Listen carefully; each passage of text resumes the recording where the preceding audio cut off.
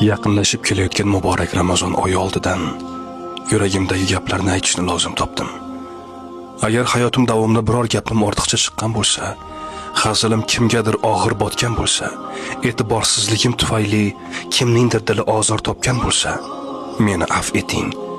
Balki men buni sezmagandirman, lekin Alloh barchasini biladi. Ba'zan inson charchoqda, g'azabda yoki shoshqaloqlikda xatoga yo'l qo'yadi. Ammo qalbni og'ritish eng og'ir gunohlardan dek tuyuladi. Shuning uchun sizlarning roziligingiz men uchun juda qadrli.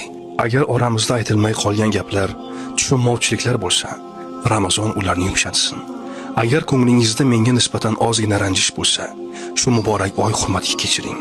Keling, bu oyga kinasiz, adovatsiz, pok qalb bilan qadam qo'yaylik.